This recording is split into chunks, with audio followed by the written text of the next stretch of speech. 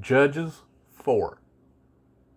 And when Ehud was dead, the children of Israel again did evil in the eyes of Jehovah. Therefore Jehovah sold them into the hand of Jabin, the sovereign of Canaan, who reigned in Hatzor, and the commander of his army was Sisera, who was dwelling in Harosheth Hagoyim. And the children of Israel cried out to Jehovah, because he had 900 chariots of iron, and for 20 years he harshly oppressed the children of Israel.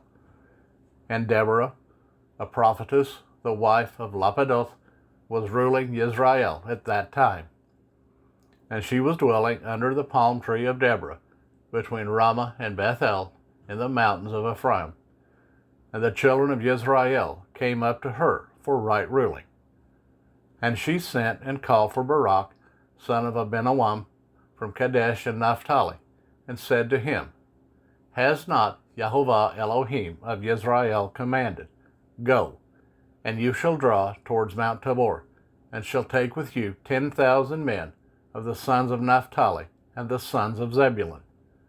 And I shall draw unto you Sisera, the commander of Jabin's army, with his chariots and his company at the Wadi Kishon, and shall give him into your hand. And Barak said to her, If you go with me, then I shall go out. But if you do not go with me, I do not go. And she said, I shall certainly go with you, only there will be no esteem for you in the journey you are taking. For Jehovah is going to sell Sisera into the hand of a woman. So Deborah arose and went with Barak to Kadesh. And Barak called Zebulun and Naphtali to Kadesh. And he went, 10,000 men under his command. And Deborah went up with him. And Heber the Canaanite of the children of Hobab, the father-in-law of Moshe, had separated himself from the Canaanites and pitched his tent near the terebinth tree at Saanaim, which is beside Kadesh. And they reported to Sisera that Barak, son of Abinoam, had gone up to Mount Tabor. So Sisera called all his chariots, 900 chariots of iron, and all the people who were with him, from Harosheth Hagoyim to the Wadi Kishon. And Deborah said to Barak, Rise up, for this is the day in which Jehovah has given Sisera into your hand. Has not Jehovah gone out before you? And Barak went down from Mount Tabor with 10,000 men after him. And Jehovah destroyed Sisera and all his chariots and all his army with the edge of the sword before Barak. And Sisera leaped from his chariot and fled away on foot. But Barak pursued the chariots and the army as far as Harosheth Hagoyim, and all the army of Sisera fell by the edge of the sword. Not one was left.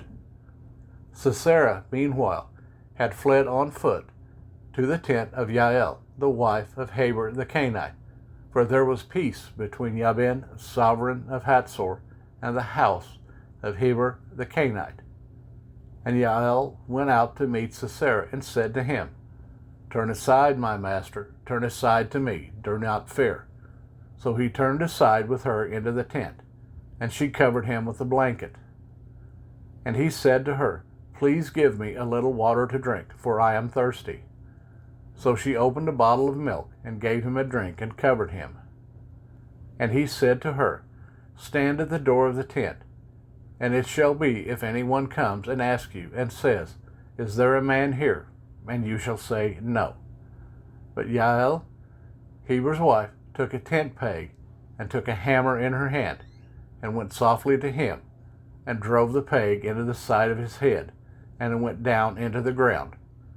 For he was fast asleep and exhausted, and he died.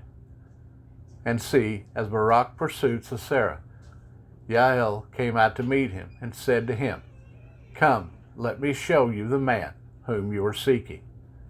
And when he went into her tent, there lay Sisera, dead, with the peg in the side of his head. And on that day Elohim humbled Jabin, sovereign of Canaan, in the presence of the children of Israel.